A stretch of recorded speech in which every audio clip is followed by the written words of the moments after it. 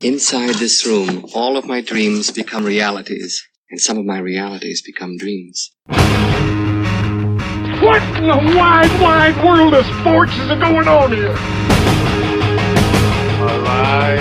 It's alive! It's alive! You are listening to The Wilder Ride, getting wilder by the minute. Here are your hosts, Alan Sanders and Walt Murray.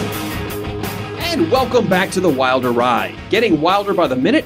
It's a podcast where we break down and celebrate the films of Gene Wilder 1 minute at a time. And we are in the midst of season 1 dedicated to reanimating Young Frankenstein. I'm Alan Sanders, your host. And I'm Walt Murray, your co-host. And it is my distinct pleasure, our distinct pleasure, to welcome back to our wonderful little hovel here in the laboratory of Transylvania, a personal trainer who was with us several weeks ago. Welcome back, Susan Delmonico. Hi, it's great to be here. From SJD Health and Fitness. Thanks for... So you said yes, but you shook your head no. That was funny. Too bad it's not a video. Exactly. That was for your benefit only. Oh my goodness gracious. All right, so welcome back, Susan Delmonico, SJD Health and Fitness. Thank you for having me back. I'm so excited. When we last left, we talked about Brainy Smurf and the smarmy student and getting on the train and some of the things that young men apparently do in bathrooms. Yeah, that was a while ago. It's been a little... We've had a lot happen here since you were last This is a really long movie. We're in minute number 56 right now. That's where we're starting. And let's go ahead and catch you up, because today, minute 56, we start off with Inga telling the doctor, "Oh, I'm frightened," as his creature is now awake and starting to walk around, and ends with Inga saying, "Oh, Tiv, sedative." Now, before we start, Walt, when we decided to embark on this journey, we picked an actor rather than a franchise, because we both love Gene Wilder. And today, if you're listening to the podcast, the day this particular episode is coming out, June the 11th, 2018, today's episode coincides with the birth of Jerome Silberman, a.k.a. Gene Wilder. Yeah, pretty amazing. How old would he be this year, 2018? You're welcome. Magic box, magic box. He would have been 85 today. Wow, 85. Gone 2 years now. Not quite 2 years. It'll be 2 years later this year.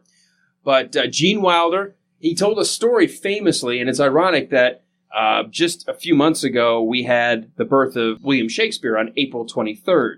And one of the things that... Oh, sorry. You're going to have to edit that. Yes. So... God dang it. Like a few months, what the... June.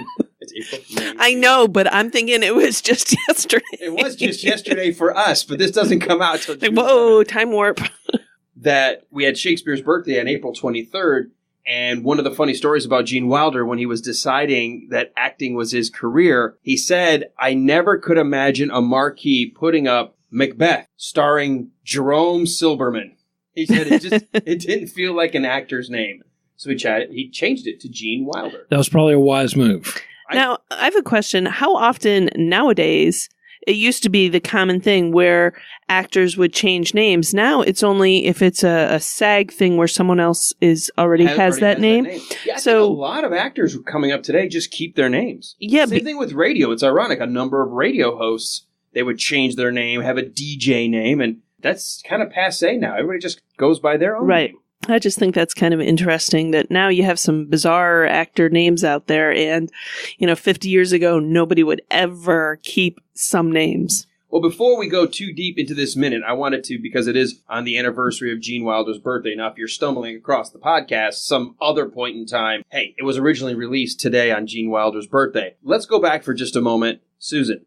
You're not going to make me sing Happy Birthday, are you? Because I do not do singing. I'll do that via some special edit. And I'm sure you would agree, what could fit more perfectly than to have a world party on the day you came to be.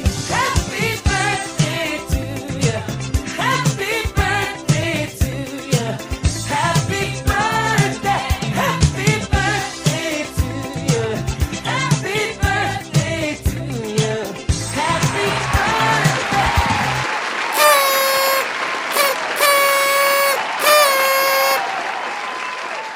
Movies, I know, are a big part of your life. You enjoy watching movies, escape into movies. We live in an era of binge watching things like television shows, Netflix series. We can go back and watch things. But in terms of cinema, Gene Wilder, do you remember your first memory of Gene Wilder, or at the cinema seeing a Gene Wilder character? Do you remember what it was? I think it's going to have to be Willy Wonka, that character. And that wasn't my favorite. The movie kind of creeped me out a bit, if I'm going to be honest. But I love Young Frankenstein. I always have. It's just so funny. All the jokes in there are great. But I think that's probably my first recollection. And he did kind of creep me out in that character. But now as an adult, I see, man, he did a really, really good job. And I don't think I appreciated it as much when I was little. You talking about Willy Wonka, the character? Yeah. I am looking forward to when we eventually stumble upon that episode, or whenever we get to that season where we can talk about the character of Willy Wonka, because I think that is probably my absolute favorite role he's ever played. I've always been enamored by the role and how he just masterfully weaves in and out, is both charming and warm, and then distant, and then sarcastic, and then he can get downright angry with somebody. So I think that's one of my favorite roles he's ever played. Walt, what about you as far as your first Gene Wilder memory? My first Gene Wilder memory is Young Frankenstein. Like I said, I can't remember why I saw it in a theater. I know it was not the year it was released. It was a few years later. But that was my first time seeing Gene Wilder. And then shortly after that, seeing Blazing Saddles on TV.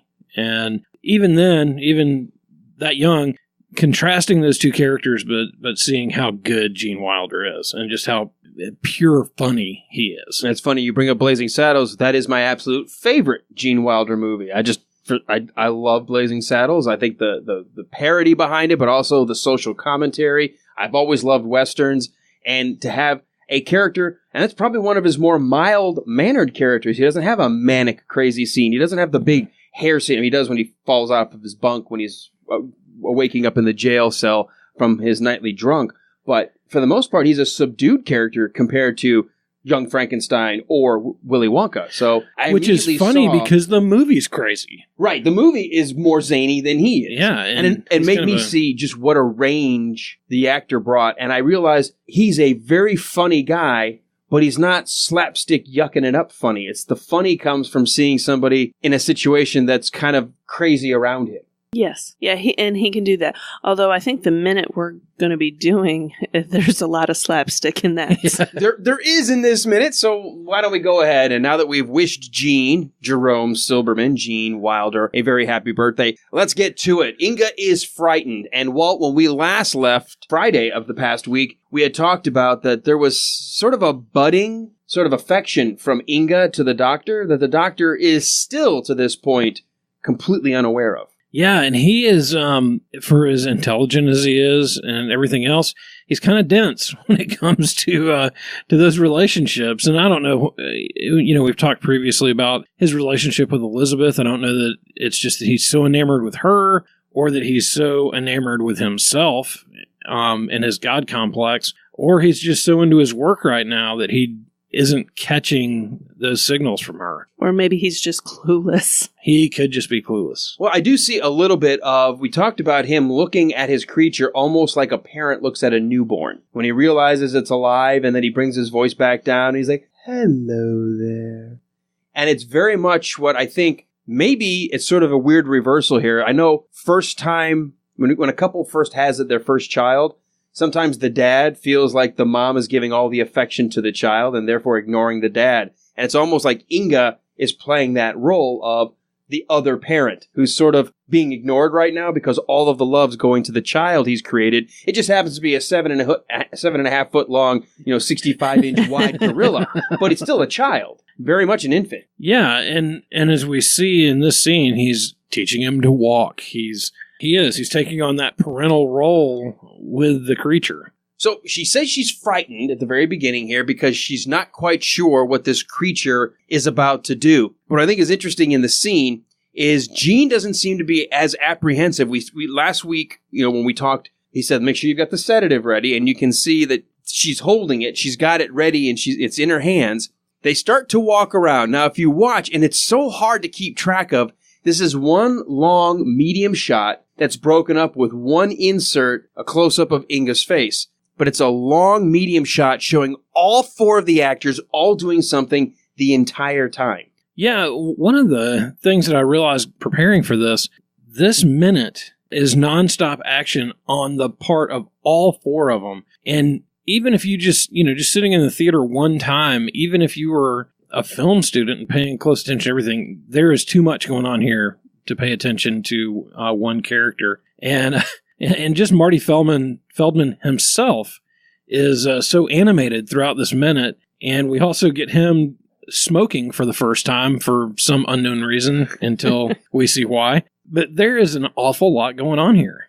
If you watch in the scene, right as she said she's frightened and he's walking his creature around, he's backing up toward the camera, you see Marty Feldman, if you paid attention, he slowly pulled a cigarette out. He's almost went to light it, then didn't, then took the cigarette and then put it back. He was adjusting without making it look like he was trying to wait for the monster to get right in the right spot. But we very quickly realize this creature is not particularly fond of fire. No. In fact, not fond would be the understatement of the century. He goes berserk as soon as he sees the matchlight. All right. So, Susan, you're a personal trainer. Before we get into the game of charades, do your clients require you to help, walk them around after they've been on the table? Do you do any of the stuff that the doctor here is doing to try to get clients to move around a little bit? Well, I've never had to reanimate a client, knock on wood there, but... Oh, good. That won't come across in the recording at all.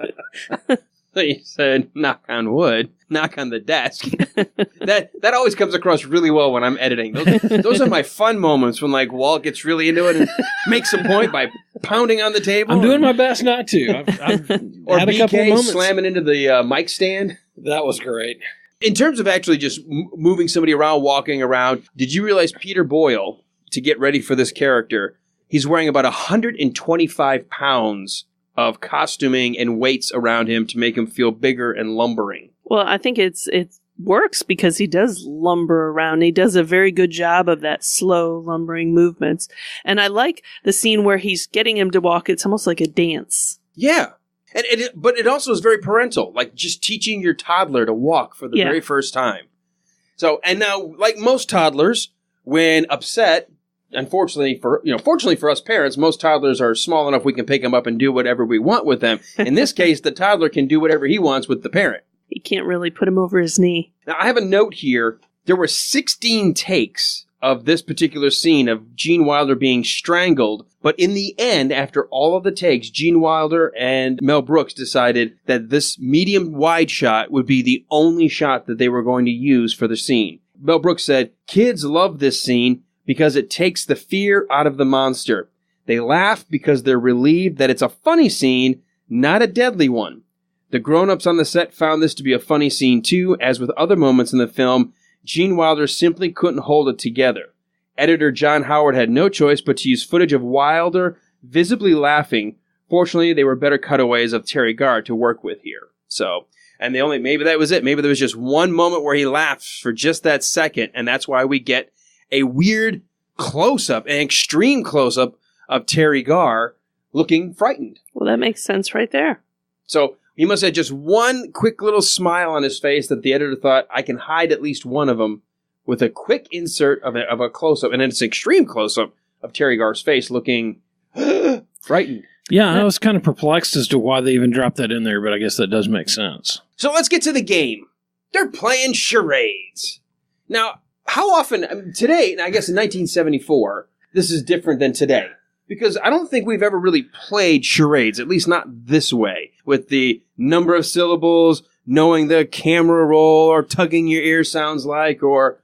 So I guess this is something that we would just know how to play in the 70s, maybe? Well, I think there's so many jokes that have evolved from that. I don't think we necessarily play the game anymore, but the jokes have evolved. So when you make those movements, like putting your fingers on your forearm, people automatically know what you're doing. Well, if they're millennials, I doubt it because they're much too young. They would probably look at us funny.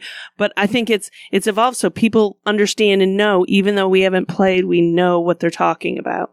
Yeah, I'm a little bit older than y'all, I think, and we used to play a little bit when I was a kid, so I think it's familiar. It definitely would have been familiar to the audience in 1974. What I find hysterical about this scene is it plays out from the time he starts getting strangled all the way through, and it will continue into the next minute. We're talking a good 30 or 40 seconds of this minute of him being strangled, to the point where, if you watch at the very beginning, he starts to talk to him, and all of a sudden he gets, the monster wraps his arms around his neck, and like, what? And then the monster moves his hands. Dr. Frankenstein starts to say, get the, and then starts strangling him again. So they're like, get the what? Get the what? What do we need us to get? We only just talked a minute ago about having a sedative on hand. Well, and I was noticing that the hand placement through most of the set is not really on his throat. It's more on his shoulders. Yeah. But Peter Boyle has huge hands.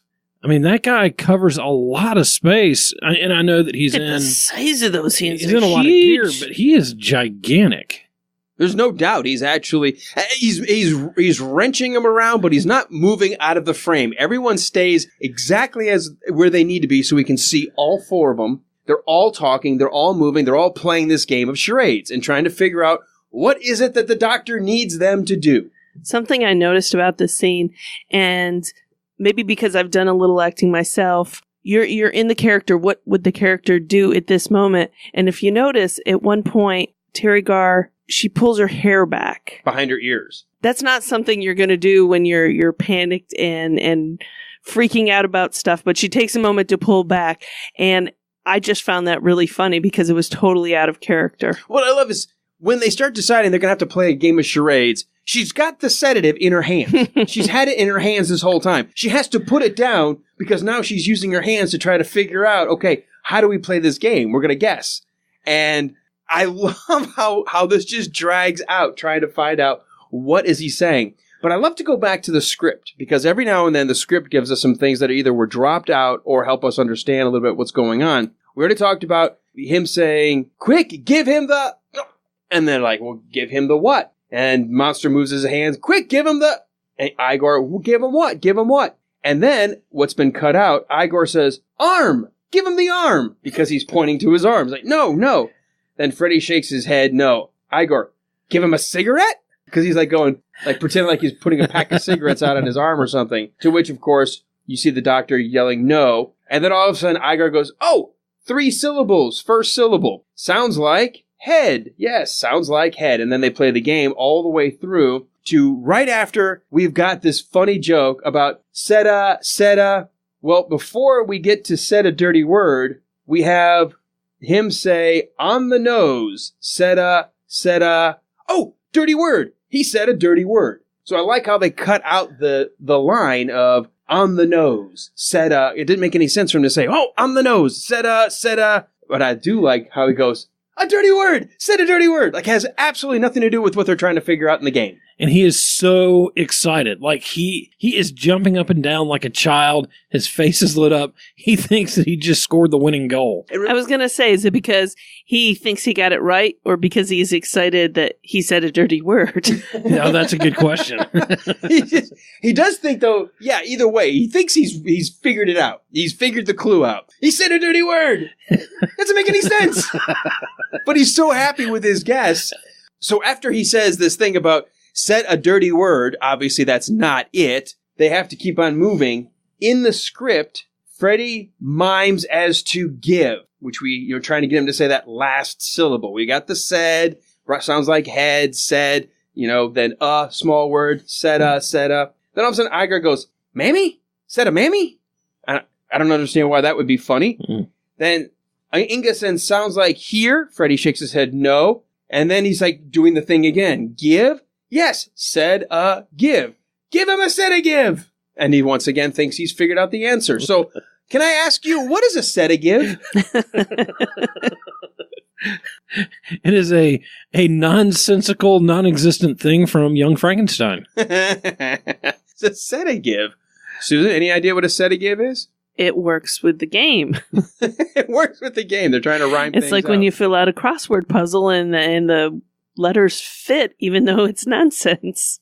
I had found something online where someone was playing along with somebody who was asking a typoed question. You know how people can put those in the Urban Dictionary, ask somebody, and they had a typo. What does a sedative? And it's like, it's what happens when you put lubricant on the end of a ball-peen hammer and hit yourself with it. And the person goes, okay, thank you. Yeah, well, that makes sense. So instead, we know he means sedative. Obviously, give him the sedative, where we should have started at the very beginning. Inga was holding it. Now, did you notice how fast a sedative works on the big monster? Oh, it's instantaneous. It's nearly instantaneous, isn't it? Yeah.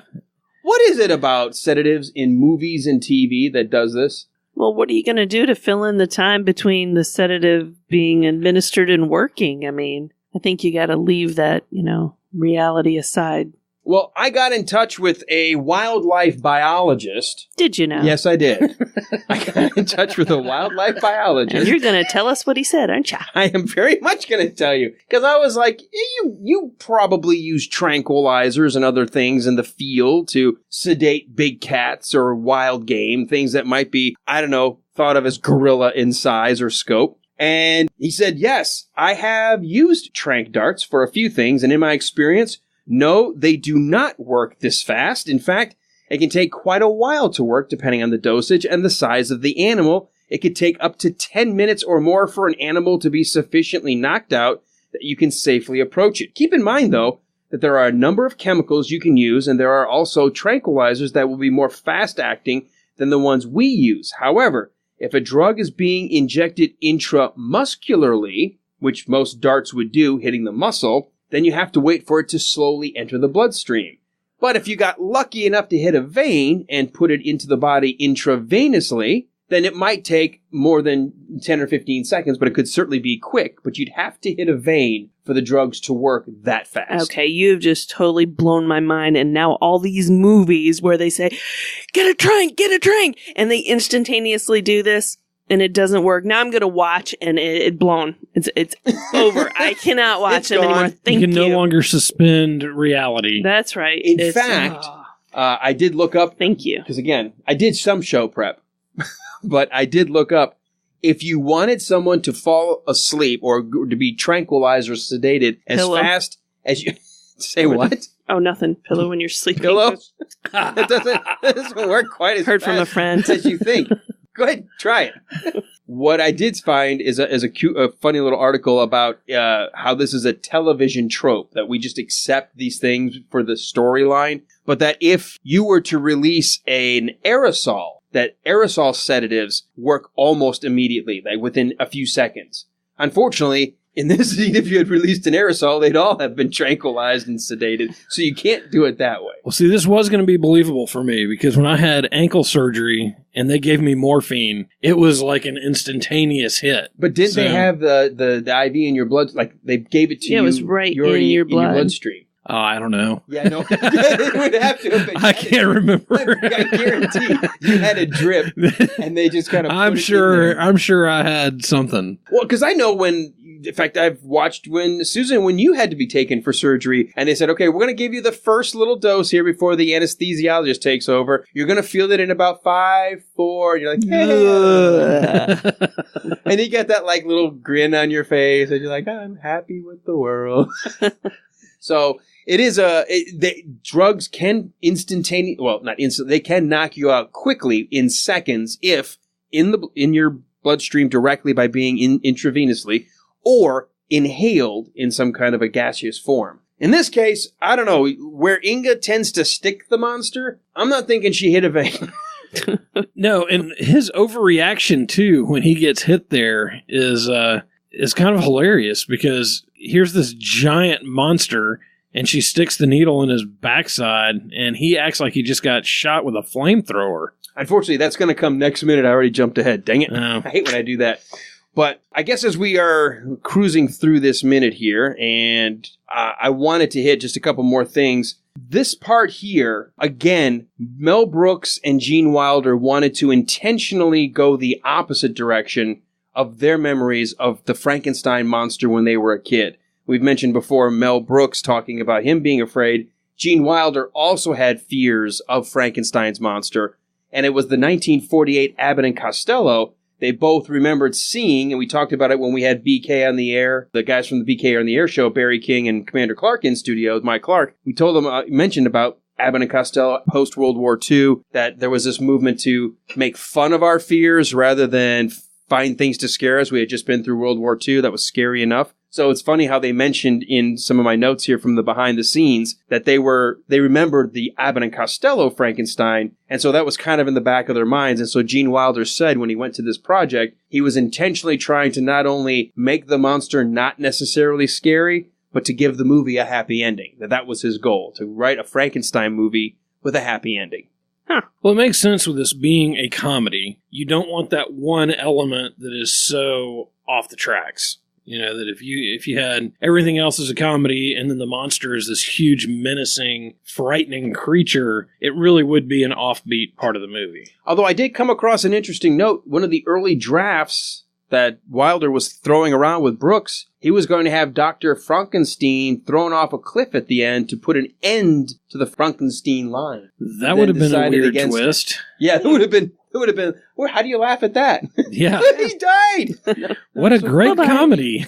But it was something he initially toyed around with. The idea that even though he wanted the monster to be happy, he wanted the townspeople to not revolt, he wanted to have a love kind of story at the end, he initially had the idea that for this to never happen again, that the that Frankenstein, because he eventually by the end of the movie calls himself Frankenstein, he would have had to have been eliminated before letting this happen again. Yeah, that would have been a very weird end to this movie. All right, well, unfortunately, just as they have finished the game of charades, or at least enough that Terry Gar, our beloved Inga, has figured out it's not a sedative, it's a sedative, needs to do that. We have to wait, though, because she is not yet at the end of the minute. She's about to go around the backside of the monster, so we're going to have to wait until tomorrow to find out what happens. Before we talk about what's coming up, Susan, can we get you to hang out for a couple more days? We want to finish this scene, watch it all play out. Sure, why not? I want to see what happens. You want to see what happens? All right. Walt, did you have any notes anything we didn't hit on your end? There is one thing we didn't hit. What's that? And that is, and I think Susan also has something we didn't hit. But did you notice that when Marty Feldman said a give, Dr. Frankenstein turns around and looks at the monster and throws his hands up like, what is going on here? So it's almost like he's playing off the monster when everybody else doesn't get his charade thing. Like he's looking at the monster. Are you the only one here? Are you the smartest person in the room right now? It's kind of a hilarious throw. He does. He looks back over his shoulder like, what? What is this? Are you seeing how stupid these people are? What universe am I in? He does. He's like, I just need someone, please, dear God, anyone to understand what I'm trying to convey. Well, and it's kind of interesting because we've talked about him breaking the fourth wall once or twice before, but here he doesn't do that. He goes to the monster, who, by this point, we're wondering if he has any cognitive ability whatsoever. And, in some way, that's actually funnier because had he done that, had he broken the fourth wall, like, had everyone paused for that minute where he kind of leaned in close and went like, please, doesn't anybody get this to the audience? We would have been like, okay, that's kind of funny. But yeah, we got the fact that he looks over his shoulder with like exasperation, he throws his hands up like, come on! I think that's genius. And this is such a physical scene. And to kind of wrap up that whole charade choke out scene that way is really genius. All right, Susan, do you have anything else that you want to add? Something that we forgot to get to in this minute? Well, something I just noticed, and it's not really necessarily related to the movie, except that I was watching Terry Gar in this scene, her mannerisms and her looks, and it reminded me so much of Lisa Kudrow in Friends, the Phoebe character, which they brought Terry Gar in as Phoebe's long-lost mother. And all of a sudden I'm looking at and I was wondering, did someone see her do this and see how much the character of Phoebe acted this way in her goofiness? I had never drawn that parallel, but you are absolutely right, especially in this scene when they're playing the game, because Lisa Kudrow is so animated in the series Friends, and her character is very much like this, sort of the naive character that Inga is in this one. And you're right, I had forgotten that they brought Terry Gar in to play her mom on the television show. And I'm wondering, did someone see this and say, wow, she looks so much like Lisa Kudrow, these mannerisms she has are very much like that character, and I just found that interesting. I sense a listener poll. We should post a poll on this one. Do you think that this was a good match because of what we saw a young Terry Garr doing here in Young Frankenstein? Did the makers of Friends, the creators of Friends, decide that that'd be a good matchup to bring her in to play Lisa Kudrow's mom, Phoebe's mom, in the television show? That's great. Good observation. I didn't even put two and two together on that one. That's why we bring in guests. That's There right. you go. Especially Female smart guests. All right. Smart female guest. Because you brought such an insight into today's episode, we're at the end of the minute. We've still got a few more minutes to go to play out what happens in this scene. It doesn't look like things went the way the doctor wanted them to go. Susan, would you be able to come join us for a couple more minutes, which will take you a couple of days? Can you get off tomorrow night? Maybe come on by, swing back and chat? I can do that. I want to find out what they do with the sedative. With the sedative. All right. Well, Walt, I guess let's do this. How do people learn a little bit more about our show? If they've stumbled across it, they found the tagline, Lisa Kudrow, Friends, and Young Frankenstein, and they go, wait a minute, how do all of those play out? Where can they go? The best way to find out about us is at www, which I know you always love. I hate that. I cut out as many of them now as I can. thewilderride.com. From there, you can find us on the Android podcatchers. You can find us on Stitcher. You can find us on Facebook. And Facebook's a great place to engage us. Facebook.com/thewilderride. Come find us on the listeners group and get a little bit more in depth. But there's some great discussions going on, some great stuff getting posted, and we'd love to have everybody as a part of that. Excellent. And folks, if you do come into our listeners group, it's a closed group. A lot of people may not know the difference between an open Facebook page and a closed page. The closed page just means if you post something there, it's not going out to your personal wall that all of your friends can see, only the people in the group. So that way you're kind of having a smaller discussion. You're keeping it within the group. So you don't have to feel embarrassed. You can ask questions. You can do whatever. And also you tend not to miss stuff that people post because you get a notification when there's a new message in the group. Absolutely, and it is a fun community, and it's a group that has really given me some insight into the movie that I didn't have, and people are asking some great questions, and so it's a lot of fun. All right, well, we've got to come back tomorrow to continue this scene because they've just played charades, they figured it out, but the monster is still trying to strangle the young Dr. Frankenstein, or Frankenstein. So come back tomorrow for minute 57, where we start off with Igor yelling on the noses, and it ends with Dr. Frankenstein inviting Igor to, come on, sit up on the table. I want to chat with you for just a moment. And Igor and the doc are going to have a good, just one-on-one conversation about what may have gone wrong in this little experiment of theirs. All coming up tomorrow on The Wilder Ride. Radio silence. Dun, dun, dun, dun, dun, dun, dun, dun, dun. Well, I just... Are we done? No. We're not done? I just did the Friends theme. That was the Friends theme. That was the... was You used supposed to to have be. friends. Dun, dun, dun, dun, dun, dun, dun, dun. Keep trying. I'm not going to sing it. No one told you life was gonna be this way. Your job's a joke you broke. Your love